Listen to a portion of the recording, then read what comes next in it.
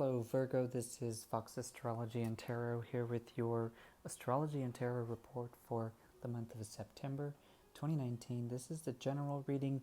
Be sure to find the links below in the details for your love focused one.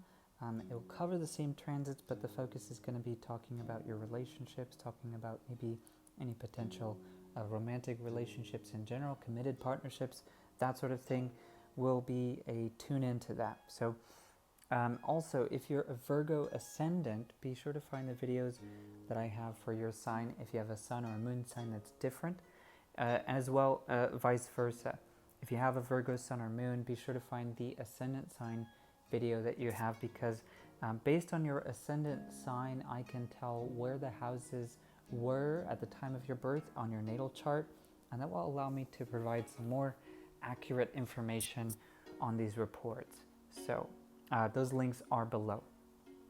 Now, starting off on the 2nd, we have a couple of different transits all happening on the same day. It's kind of a busy day, but overall the theme seems to be about energy being sort of scattered and at the same time having plenty of energy. So you feel like you're really energized and really want to go and try a bunch of different things, having new experiences. So the transits here are Venus squaring Jupiter, the Sun in conjunction with Mars, that's sort of the infusion of energy here, and a T-square, sort of a close T-square, not perfect, but strong enough to have an influence here. The balance seems to be, since it's a T-square between Venus and Neptune and Jupiter, and we have sort of a little trine off of it, sort of like an outlet for you to hopefully relieve some of that tension, is Saturn and your North Node. Saturn sitting in Sagittarius and your North Node sitting in Gemini.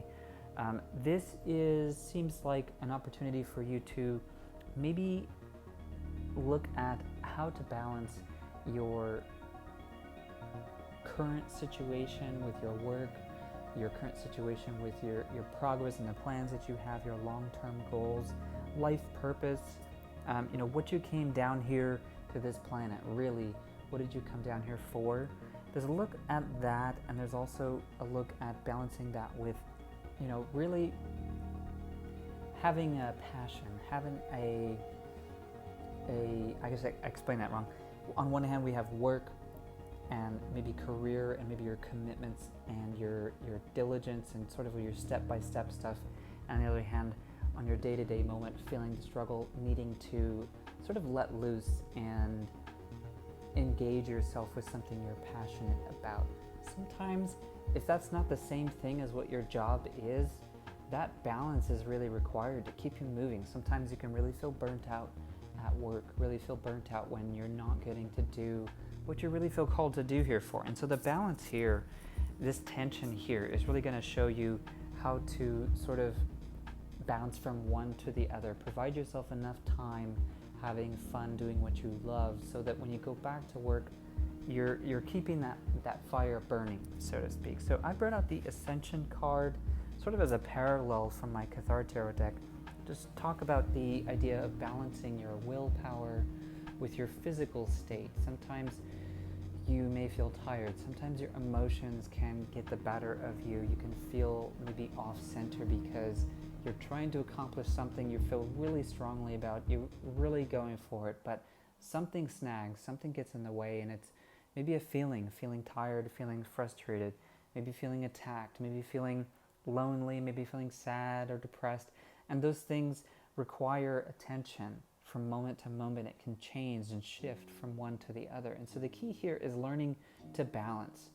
The transit here is going to really teach you that. It's going to provide you some opportunities to learn what that really means and maybe improve on the current way that you do that. On the 10th, we have the Sun in opposition with Neptune. Now, if you have a Virgo Ascendant, Neptune sits in your 6th house, and that's in, the 6th house is correlated with your sign, Virgo.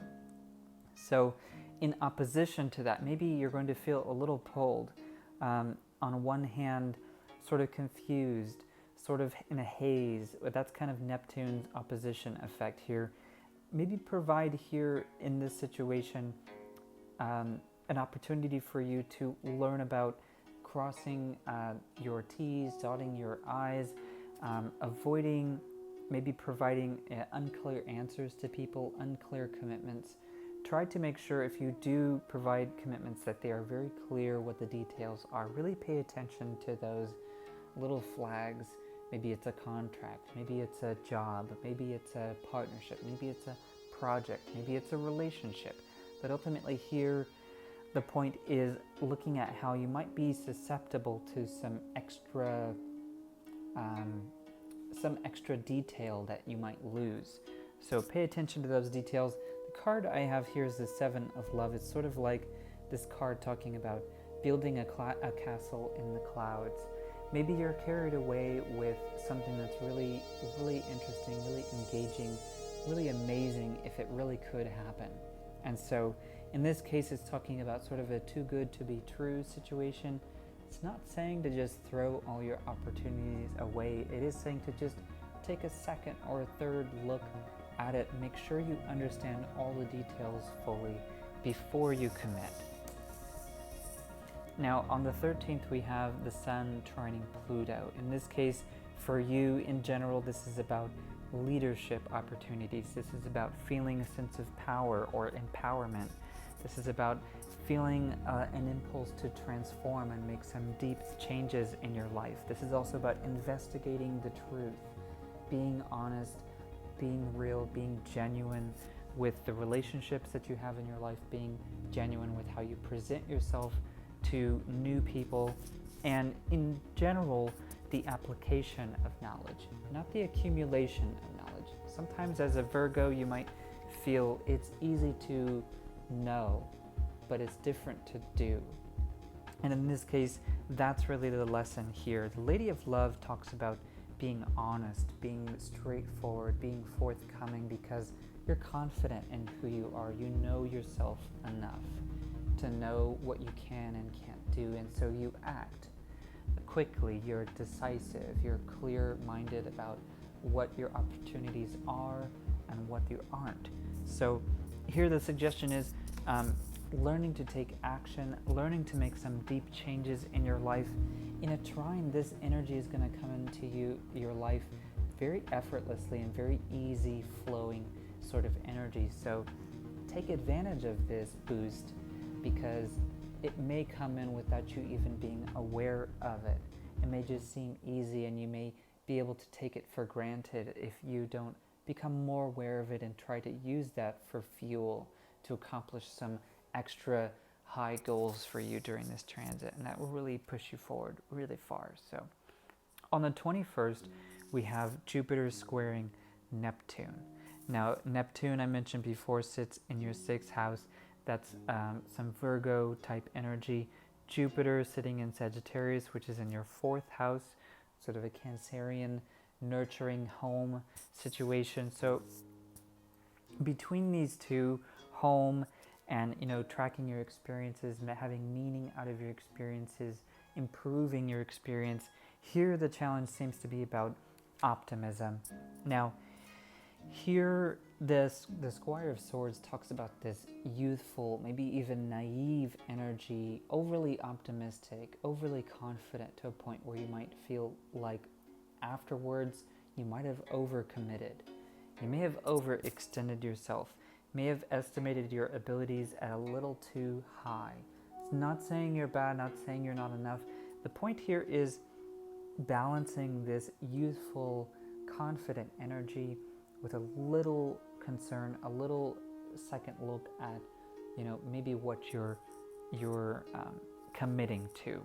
There's also this pull between work and play again.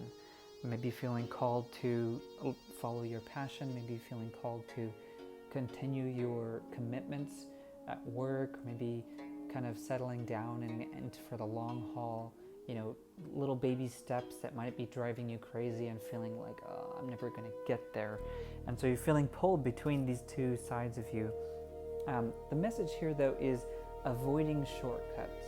Sometimes when we were younger, we thought to ourselves, you know what, this is obvious, this looks clear, this is a quicker way.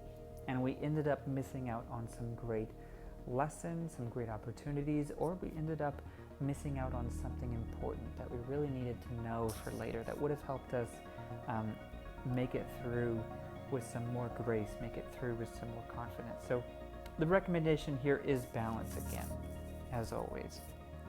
On the 25th, we have Venus squaring Saturn. Now, in terms of general reading here, this actually seems to focus more on relationships, because you're going to feel stressed, you're going to feel maybe even a little alone, sort of separated from others as you feel drained or weary, maybe feeling like things have just been going on for far too long. But this stage, this is a period of rest for you. And that's the Four of Love card talking about maybe you're feeling just totally at your end. And in this case, it's recommended that you spend some time recuperating, maybe even having some self-care, taking care of your skin or your body in general, resting and just recuperating so that you can come back to your work, come back to your relationships, whatever they are, well rested and more positive attitude. With Venus squaring Saturn, whenever Saturn comes into a position somewhere, what it tends to do is create this sensitive spot. Saturn represents this area where we feel like we have to put more effort into it. We're going to be more sensitive to it because we care so much. And now Saturn sitting in Sagittarius in your 4th house, this may have something to do with relationships at home. So you may kind of be a little bit at each other's throat, maybe a little edgy or a little bit more cagey than usual. The key thing here is allowing space, allowing yourself to rest, and creating sort of a safe place for you to do that.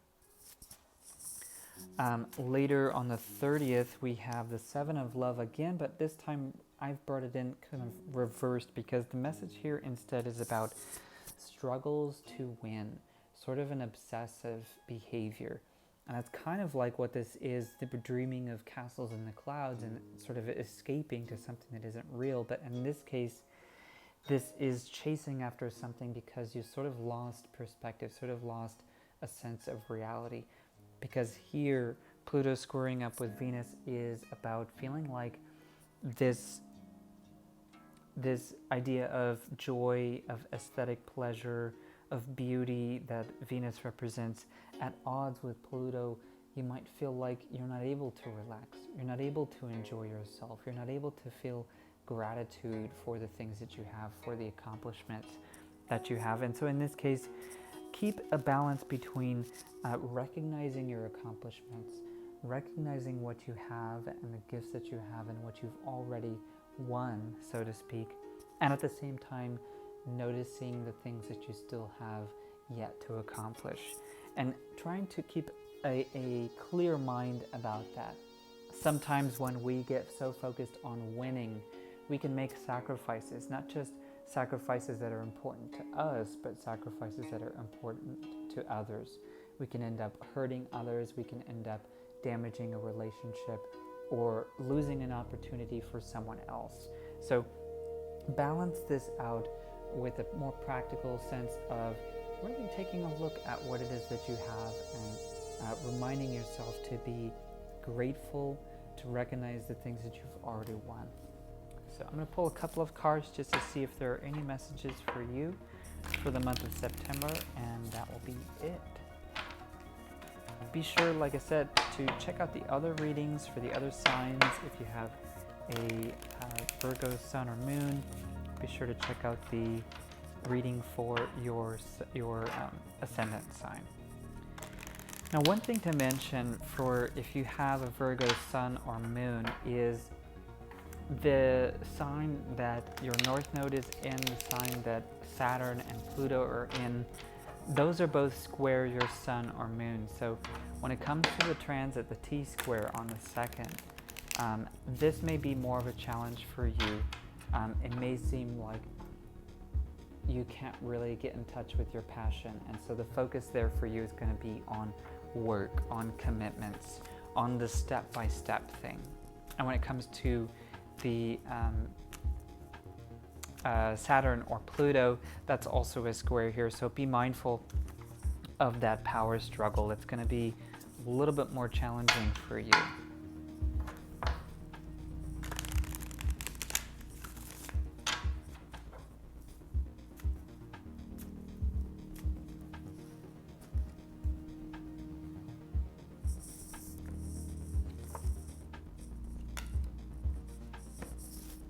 All right, so as an earth sign, I feel like for you, Virgo, the opportunities this month are more about, there are some practical things here. Obviously, the squirrel does have a practical side, but it also thinks ahead. It also plans for the future. It also makes, stores its resources for a later time and plans ahead. But sometimes, the squirrel generally recognizes sometimes it plants, it buries a nut somewhere and it turns into a tree. But in general, that's sort of like a metaphor. Sometimes you'll stir a pot, so to speak. It could be a creative project. It could be a job opportunity. It could be an acquaintance that you'd like to work for later on. And so you plant that seed, you stir that pot, so to speak, until, it offers up some resistance, and then you let it go for a while and you see if it comes back to you. And that seems to be the message here. Allow yourself some time to play. Allow yourself some playfulness at the same time. You might have some work to do, you might have some play. Carve out that time for yourself. Make sure you're having some fun. The squirrel definitely represents playfulness and fun for the sake of fun, so don't forget about that. And the armadillo here, I feel like there's a message here about your relationships here. There's an opportunity to really discover more about who you are, separate from other people. The armadillo talks about maybe feeling caught up or swept up in other people's lives, and the details of other people's lives, and the details outside of you. And so maybe the focus here this month, especially with Pluto being involved on more than one transit here, the focus is on you, recognizing who you are, your likes and dislikes, and how separate that is from other people. So when I mentioned before about resting and recuperating, maybe spend some time journaling, maybe spend some time getting to know yourself better. Also, whenever we put ourselves in a new situation where we're challenged and stretched, that's another way of getting to know ourselves, as we're exposed to a new environment and seeing what we do in that, and seeing, sometimes it's interesting, sometimes it's scary, sometimes it's fun, sometimes you feel powerful, sometimes you don't. But the key thing here is self-knowledge creates boundaries between you and other people. And so if you're feeling like sort of boundaryless, feeling like sort of like you aren't really getting what's yours, you aren't really understanding the difference between what other people are pressuring or asking you to do and what you want for yourself, and whether or not that's the same thing. That seems to be the message here. So get to know yourself this month. It's going to be a great month for you. Looking forward to your feedback. Please let me know how I'm doing. You can comment below and literally tell me your story, tell me what's going on with you and how this astrology has affected you. You can hit the like button to encourage me to continue putting these videos up. Let me know how I'm doing that way. And as always, subscribe to catch October's report as well as my weekly readings. Sometimes I also do extra videos on the bigger transits that are more important. They're a little bit more general, but they are zoomed in on that specific transit. And I also do choose your message star readings, where you can choose from a couple of different options and get more of a unique reading for you. So I look forward to hearing from you, and otherwise, have a good month.